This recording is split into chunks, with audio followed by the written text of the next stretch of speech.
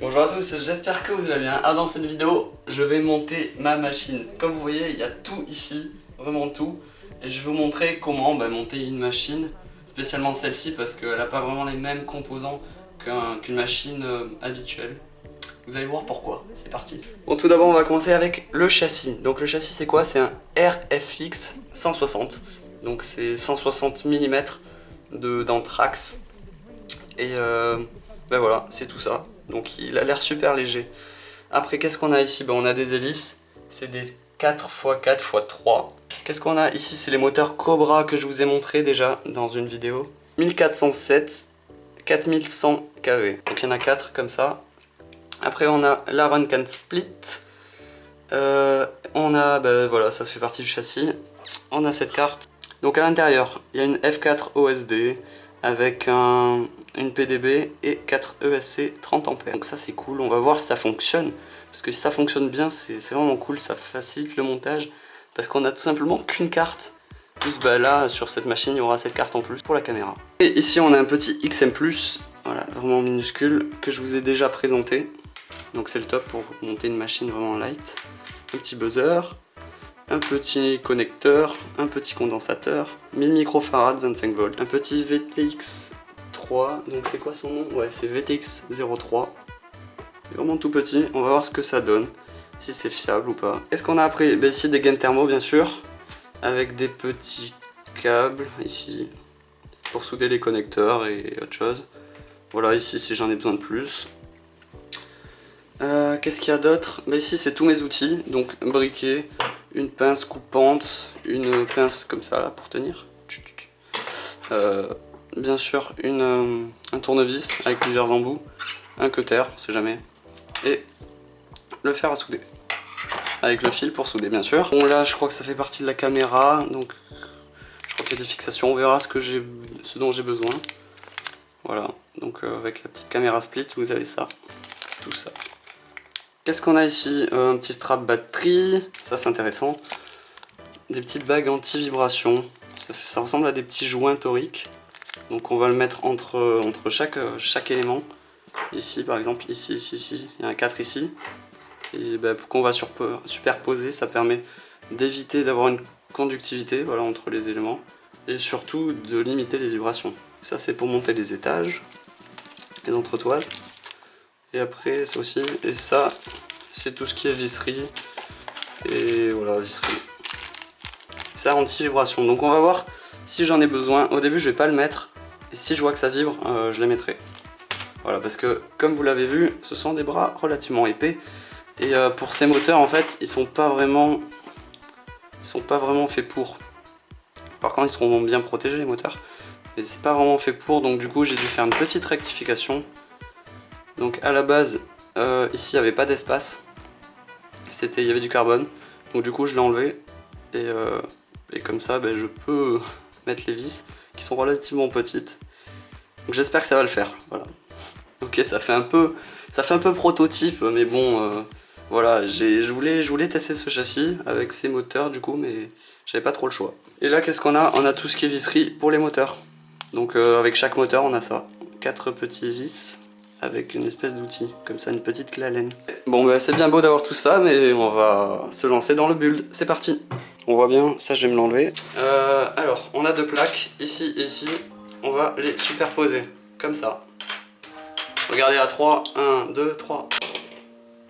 Et voilà, le châssis. Stop, je fais un petit arrêt sur l'image, donc comme on peut le voir sur le châssis, la partie que j'ai modifiée sur les pattes des moteurs, sont côté batterie. Faites attention, ne vous trompez pas. Et il y a aussi, faites attention au sens, donc s'il va en avant ou en arrière. Donc là, comme vous pouvez voir, si le drone va dans cette direction, je mets une flèche, il est préférable de mettre les bras comme ceci, avec les modifications ici. Car question de force et tout, si ça crache, c'est mieux.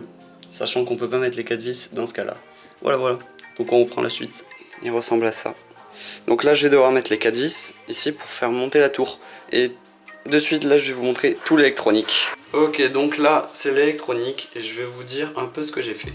Déjà j'ai soudé le connecteur ici, comme de cette manière, avec le condo. Qu'est-ce qu'il y a d'autre? Il y a le petit buzzer ici, Donc tout est indiqué ici sur l'image, il y a la même sur Banggood quand vous achetez le produit. Donc ça c'est le VTX 3, il est soudé au 5 volts et à la masse. Après ici on a le VTX qui est relié donc avec un 5 volts et une masse et un signal sur votre caméra ici. Bien sûr n'oubliez pas de mettre votre carte SD, votre carte micro SD à l'intérieur avant que vous ne puissiez plus la mettre. Après je sais pas trop comment ça va se configurer, mais enfin comment la carte va se positionner sur votre machine, si ça va être compliqué d'accès ou pas. Donc mettez-la avant, comme ça on sait jamais. Là vous avez votre XM+, qui est tout simplement soudé là. Il y a 3 petits pads, donc un pour le signal, un pour le 5 volts et un pour la masse. Donc là je refais un petit arrêt sur image. Donc comme vous pouvez le voir, en fait les branchements, je les ai pas fait exactement pareil. En fait qu'est-ce que je veux dire, c'est que bon, le buzzer c'est exactement la même chose, pour le RX c'est exactement la même chose, mais en fait pour la cam et le VTX j'ai soudé directement la cam et le VTX ensemble, je suis pas passé par la carte. C'est pour ça qu'il n'y a pas autant de câbles soudés sur les petits pads. Comme vous voyez c'est vraiment indispensable de vérifier, voir s'il y a conductivité ou pas, parce que là je m'en suis pas aperçu, mais il y avait conductivité entre le positif et le négatif. Il y a tout qui aurait pété là, ça aurait été dégueulasse, j'aurais niqué je sais pas des composants. Donc là j'ai bien fait de vérifier et je vous conseille de vérifier vous aussi. Je vous explique. Tous les rouges doivent vibrer ensemble, c'est du 5 volts. Donc par exemple on va choper le rouge là et on va choper le rouge là. Donc c'est bon. Et les noirs par contre eux ne... Ah oui, et les noirs aussi vibrent ensemble. Donc le test de conductivité est concluant. On a bien vu que il y avait un problème et maintenant il est résolu. Donc on va pouvoir mettre de la colle chaude tranquillement. Maintenant ce que je vais faire, c'est que je vais fixer la carte sur le châssis. Faites attention au sens, donc de quel sens vous voulez fixer votre machine. Je vais monter tout ça, c'est parti. Et voilà. Donc là la machine est montée. Donc comme on peut le voir, il y a une vis, les grandes vis, avec une petite entretoise en plastique, plus un petit soft mount, plus une espèce de ça. Enfin voilà, vous allez reconnaître. J'ai pas pu mettre de soft mount au-dessus parce qu'il était trop court le vis. Donc bon, on testera, on verra et j'espère que ça suffira. Donc maintenant on va attaquer la fixation des moteurs pour pouvoir les souder directement aux ESC. Comme vous voyez, il y a 4 moteurs. Je les ai fixés. Là c'est des moteurs où ils tournent tous dans le même sens. Du coup j'ai pas à me dire lequel tourne dans ce sens, lequel tourne dans ce sens. Donc je vous explique. Si vous avez des moteurs qui tournent pas dans le même sens, donc c'est à dire que là ce moteur va se tourner là dans ce sens et ce moteur dans ce sens. Ça veut dire que les pas de vis seront différents. Donc là vous devriez avoir le pas de vis qui se visse comme ça. Et là le pas de vis qui se visse comme ça. Mais là c'est des pas de vis tous dans le même sens. Du coup il n'y a pas à réfléchir, on les met, on s'en fiche. Voilà. Donc on peut voir que ici,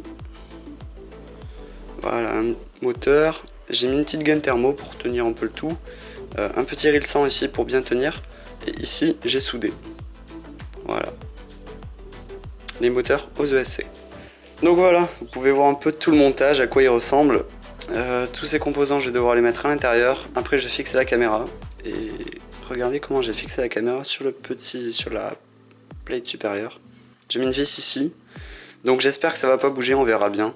Et j'ai mis un petit anti-vibration là, une petite rondelle en plastique ici en haut. Et pareil à ce niveau là. Donc j'espère que ça va atténuer toutes les vibrations et qu'on va avoir une image vraiment fluide. Et voilà, je crois qu'on est pas mal là. Donc j'ai tout monté, j'ai mis le VTX ici, j'aurais peut-être pu le mettre ici derrière, derrière cette plaque. Mais bon c'est vraiment la galère, c'est tout petit.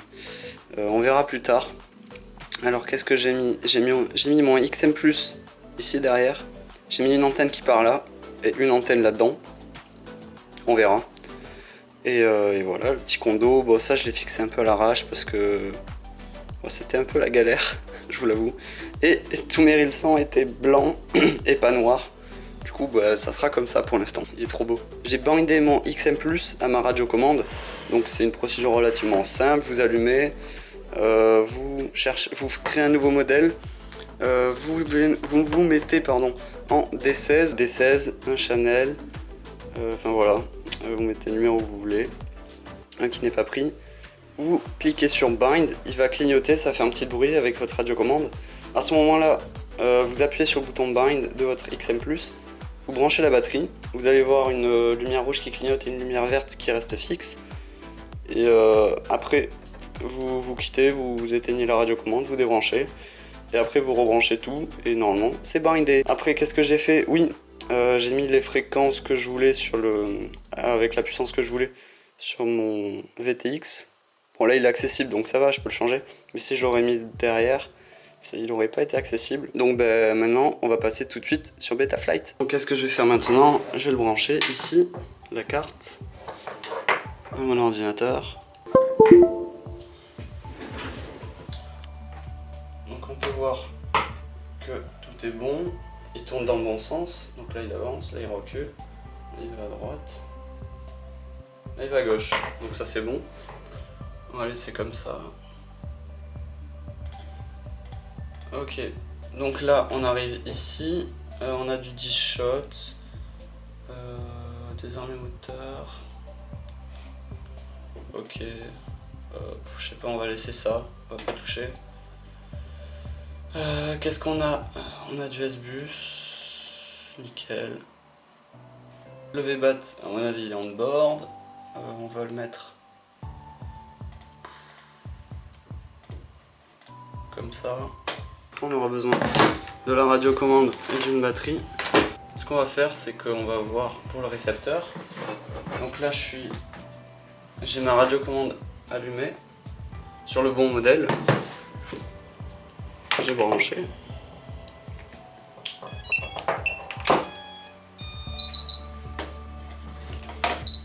Ok, donc là ça tourne. On va se mettre là.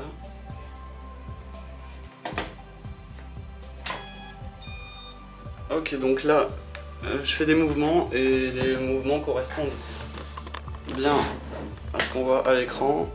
Voilà, bien sûr, si vous n'avez pas bindé votre récepteur à votre radiocommande, ça va pas fonctionner. Voilà, je préfère le dire. Après, quand vous êtes là, bah ouais, save, vous enregistrez.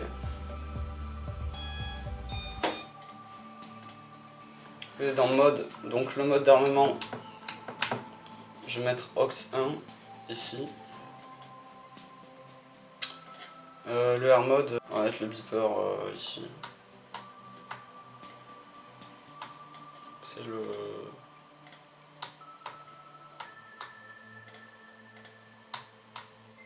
Un, 2, 3. Ah, c'est le 3. On va calibrer les ESC. Donc pour cela, il faut activer le petit machin, monter le master au max, brancher la batterie. Vous allez avoir une petite musique. Il va falloir baisser le master.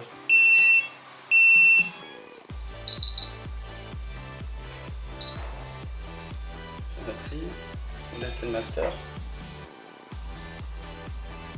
Et voilà, normalement ils sont calibrés. Ça c'est simple. OSD, voilà. Maintenant on va mettre quoi? Ça on garde, ça on enlève, on time. Ouais, on enlève, flight mode on enlève. Et ben il nous reste quoi? Ça.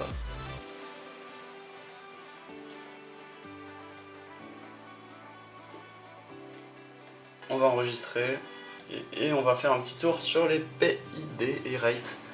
Donc clairement là c'est des rates que j'aime pas, là on va mettre. Donc voilà mes PID, enfin j'ai pas changé les PID, je sais pas, il faut que je teste. Et ben là j'ai mis plus de rates, voilà. Et j'ai changé les super rates. Est-ce que je peux changer? Non, la TPA, ça je peux le laisser comme ça. Ok, donc bah ça, je sais pas, j'y touche pas encore, on verra plus tard, c'est des filtres. Et bah, je crois qu'on va en terminer là. On va voir ce que ça donne, je vais faire déjà un test sans hélice, après avec hélice dans ma chambre vite fait, pour voir s'il vole quoi. Et bah après il faudra que j'aille voler.